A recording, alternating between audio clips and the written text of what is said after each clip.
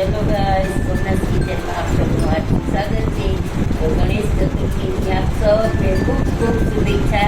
તો આજે ગણેશ ચતુર્થી હોવાથી આપણે ચોકલેટના મોદક બનાવવાના છે. તો ચાલો સામગ્રી જોઈ લઈએ આપણે. તો ચાલો ગાઈસ, આપણે ચોકલેટના મોદક બનાવવાના છે. તો નથી ગેસ ચાલુ કરવાનું, નથી ખાંડ વાપરવાની, નથી આપણે ઘી વાપરવાનું. તો આપણે 4 અહીંયા લીધા છે ઓરિયો બિસ્કિટના પેકેટ. તો એના માટે આપણે ઓરિયોના 4 આવા નાના પેકેટ લીધા છે. જો મોટા હોય તો 2 જ પેકેટ જશે. તો એના માટે મેં આવી રીતે 2 પડ ખોલી અને વચ્ચેનો પાર્ટ છે એ કાઢી લીધો છે. તો આપણે આવી રીતે કાઢી લઈશું. એટલે આવી રીતે બધા જ પડને આપણે કાઢી લઈશું.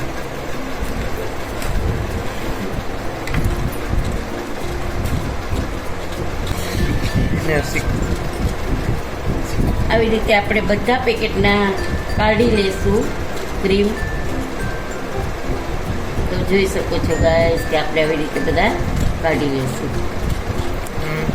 ચલો ગાઈસ, એના માટે આપણે જુઓ કોપરાનું ખમણ લીધું છે ઝીણું એકદમ, અને એક દૂધ લીધું છે ગરમ કરેલું, અને આ છે આપણે મિલ્ક પાવડર. તો હવે આવી રીતે બધા એમાં મેં આ ક્રીમ કાઢી લીધું છે. તો આને આપણે બાઉલમાં લઈ લઈશું.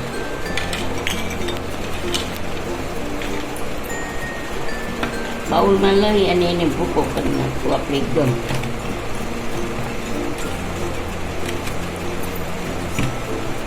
આમાં આપણે છે ને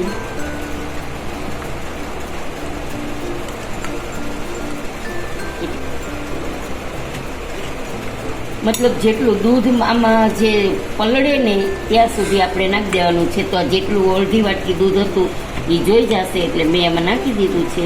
બિસ્કિટ ડૂબવા જોઈએ એટલું તો આપણે નાખવું જ પડશે. હવે આને 2 મિનિટ માટે આપણે રેસ્ટ આપી દઈશું. તો ચલો ગાઈસ, આપણું આ જે ચોકલેટ ઓલા બિસ્કિટનું હતું એ એકદમ લિક્વિડ ફોર્મમાં આવી ગયું છે. તો હવે એને આપણે એકદમ ક્રશ કરી નાખશું ચમચી વડે, અને સરસ મજાની સ્મૂથ બેટર બનાવી દઈશું.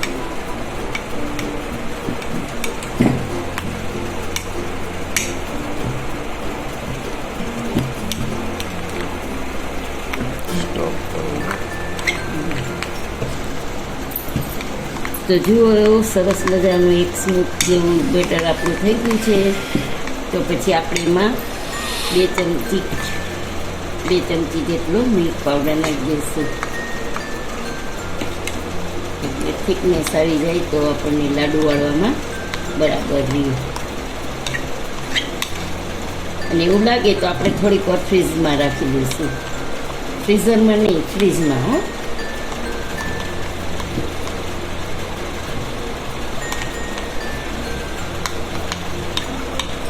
જો ગાઈસ, એકદમ ઠીક થઈ ગયું છે આપણું બેટર, કે લાડુ વાળવા જેવું થઈ ગયું છે. તો આપણે આને એવું લાગે તો 2 મિનિટ માટે આપણે એને ફ્રીજમાં રાખી દઈશું. આને રાખી એક સાઈડ.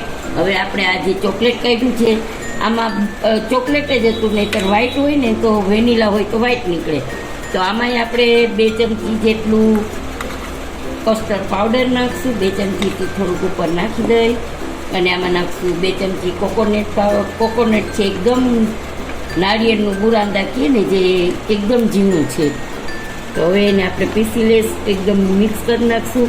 અહીંયા મેં ઝીણી ઝીણી બદામ સમારેલી છે, તો આપણે એ પણ ઉમેરી દઈશું.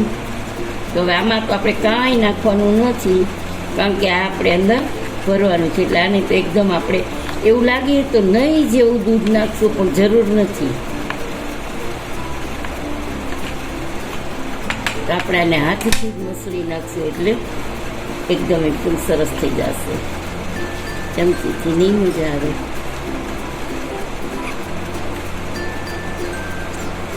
પછી આપણે આને નાના નાના ગોળા વાળી દઈશું વચ્ચે મૂકવામાં. એકદમ કોરા જેવું છે તો આપણે જરાક જેટલું દૂધ નાખી દઈશું, એટલું 1 ચમચીથી અડધું. એના માટે આપણે હાથેથી જ મિક્સ કરી દઈશું. અને આને તો ખૂબ કઠણ જ રાખવાનું છે આપણે. લોટ જેવું રાખવાનું છે આપણું એકદમ. બસ હા, આ ટાઈપનું આપણે રાખશું. તો આની થોડીક વાર આપણે રાખી દઈએ એટલે એકદમ બધું સરસ થઈ જાય. જો આવું જ રાખવાનું છે આપણે, કે આ નાના નાના ગોળા ભળે ને પછી. બસ હા, બરાબર છે, સરસ. ચાલો, તો જો આપણું આ વચ્ચેનું જે હતું એ એકદમ લોટ જેવો, ડો જેવો થઈ ગયું છે, ડોના ફોર્મમાં આવી ગયું છે. તો આપણે હવે એના આવી રીતે નાના નાના ગોળા વાળી લઈશું. અને એવું લાગે તો હાથમાં થોડુંક ઘીવાળું ચીકણું કરી લેવાનું.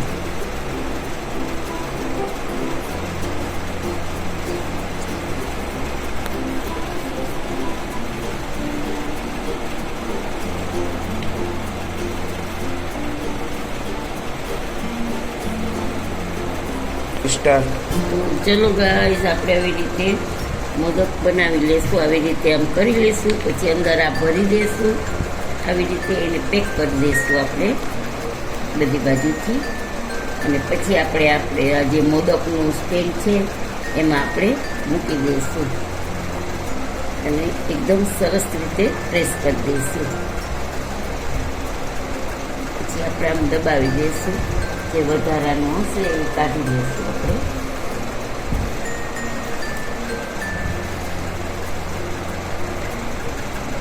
પછી આપણે આવી રીતે એને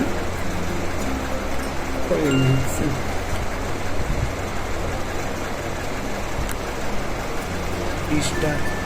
પછી આપણે આવી રીતે એને ખોલી નાખીશું.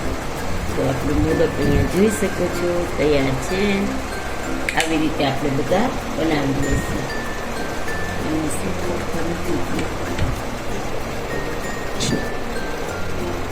આવી રીતે બેટર લઈ લઈશું થોડું.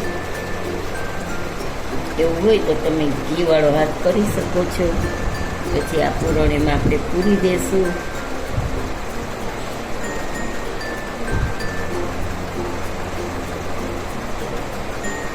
અને આમ બંધ કરી દઈશું. પછી આપણે આમાં ગોઠવી દઈશું.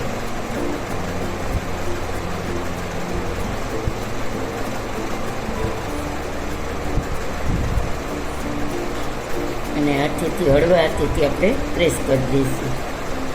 પછી આપણે એને આમ દબાવીને જરાક નીચેથી આપણે એને પ્રેસ કરશું.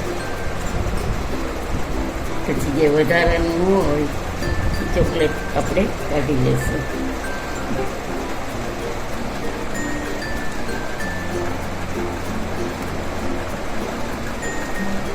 તો જોઈ શકો છો આપણે આવી રીતે મોદક બધાય તૈયાર કરી લઈશું. ચલો ગાઈસ, આપણા આજના મોદક કે તૈયાર થઈ ગયા છે. તો તમે જોઈ શકો છો કે આપણા મોદક બહુ જ સરસ અને સ્મૂથ અને એકદમ સરસ સ્વીટ ડીશ છે. તો સરસ લાગે છે. તો આજનો વિડીયો તમને કેવો લાગ્યો તે જરૂરથી જણાવજો. સબસ્ક્રાઈબ કરજો, લાઈક કરજો, શેર કરજો અને કમેન્ટ કરજો અને બેલ બટન પ્રેસ કરજો. અને મારો વિડીયો તમને પસંદ આવે તો જરૂરથી મને કમેન્ટ કરીને જણાવજો અને લાઈક કરજો. જય શ્રી કૃષ્ણ.